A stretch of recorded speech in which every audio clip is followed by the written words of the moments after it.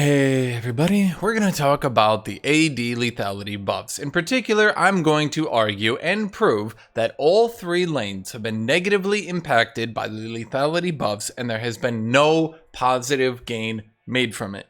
When Riot, after the durability update, said they were going to buff lethality items, the first time around when they said that, I said AD lethality buffs must not happen. They skipped those buffs and then they went ahead and did these buffs. And I said, once again, these buffs also, even though they're only 5 movement speed on the mythic passive, 5 movement speed is still a decent amount. It adds up, and these buffs also should not happen.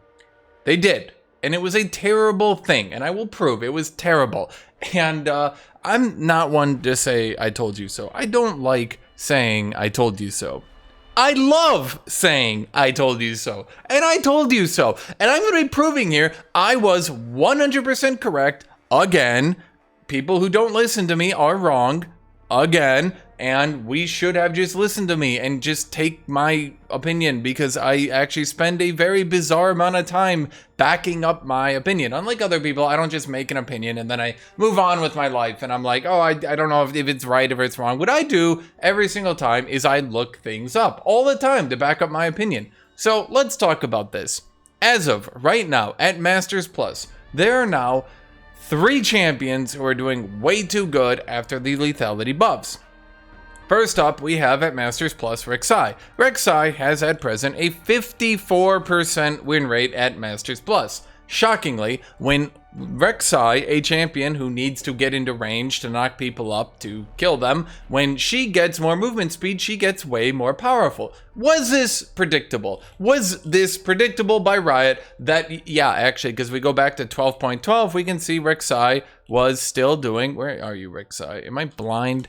I might actually be blind, chat. Okay, there we go. Rek'Sai was doing extremely well last patch. Now she's doing even better. This was predictable. Why was this predictable? Because this was way just unbelievably predictable. So last patch, she was overpowered. This patch, she's overpowered.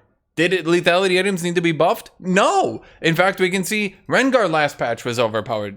This patch, Rengar is still overpowered. Did lethality items need to be buffed? No! Let's look into mid lane. Do you see the highest win rate mid laner at Masters Plus as of this patch? With more than 1% win rate over the number 2 pick, Qiyana coming in with a 77% win rate is absolutely busted. Building lethality items, as I just said. Was this predictable? Well, yes, it was predictable. Because if we look at last patch, the number 1 win rate mid laner was once again Qiyana. So at present, we currently have 3 examples of champions building lethality items who did not need to be buffed, who got buffed due to lethality item changes. Why did they do this? I don't know. Now, let's go further than this. Let's go even farther beyond this, okay? There were many champions who were actually doing better with lethality items, or at the very least doing as good with lethality items last patch, and I'm looking at last patch right now. They were doing just as good with lethality items or better than with their primary items. If I look into Renekton's ideal build on the last patch, if I actually go and I look this up, he was doing best with a Blade of the Ruined King into a Prowler's Claw. As of this patch, he is doing best with a, you guessed it, Blade of the Ruined King into a Prowler's Claw. Not Gore Drinker. Why is that? Because Riot overbuffed lethality items. I don't know why they did this. If we look into, once again, is another example of a champion, last patch, not even this patch, last patch, Aatrox had overall a higher win rate with Eclipse than with Gore Drinker. Now there's some obvious fuckeries in there, but you get the idea. Lethality items were not bad on non-AD assassin champions. It goes further. I have more examples. Gangplank, once again, was doing better and had more picked. This is last patch. So before the buffs, Gangplank had a higher pick rate and win rate on Prowler's Claw, as in Essence Reaver into Prowler's Claw. He had a higher pick rate and win rate on that. This is before they buffed the item. 3 examples of champions that were all doing just as good or better with lethality items before they got buffed. in addition to showing, what did I show? 4 different AD assassin item or champions who were overpowered last patch. But wait, there's more. Actually, I did say every single lane was negatively impacted. Top lane, jungle, and mid lane were all negatively impacted by these lethality changes, as in they are now less balanced because Riot decided to go through with this really dumb buff.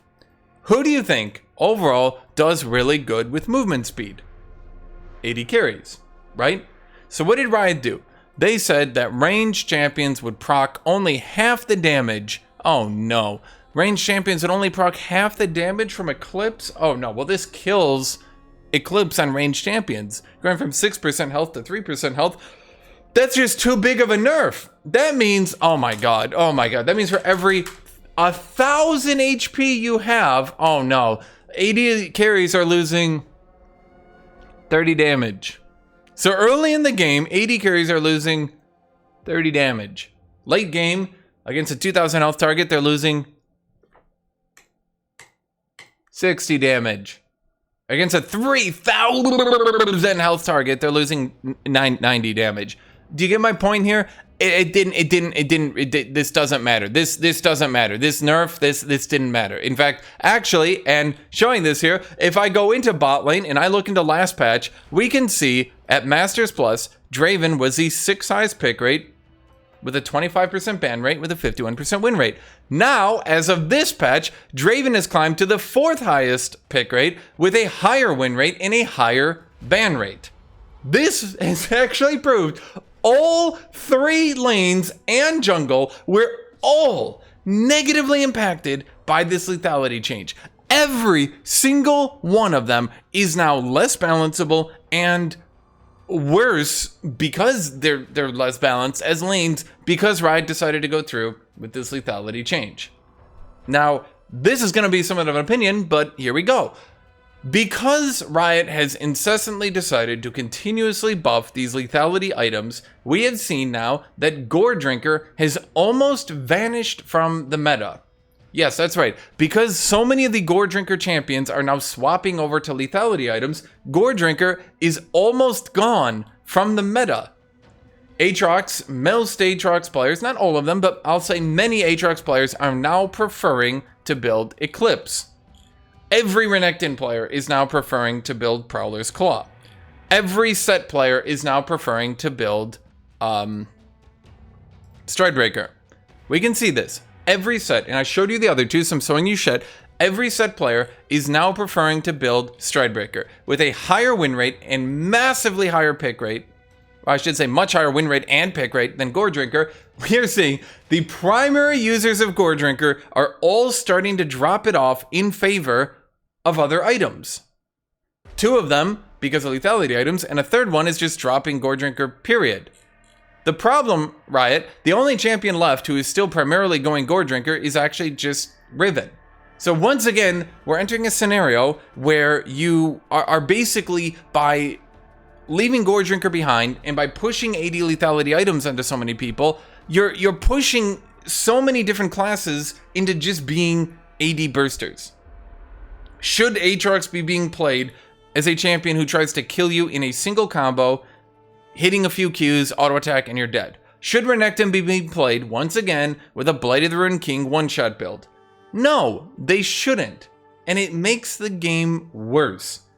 In my opinion, League of Legends is more balanceable and more fun when not every champion in the game are all trying to be the AD Burst one-shot auto-gib champion. By making the AD Burst auto-gib one-shot champion items the best items in the game, you're effectively undoing the durability update. Do you realize that, Riot? And that is why I think this change was terrible. I hope I proved this change was terrible. Riot, I don't know why you're doing it, but you did it. So there we go. That's this entire video. This is basically just me going, I told you so in video form. So thank you all for watching. Make sure to like, make sure to subscribe, make sure to leave a comment on your thoughts down below.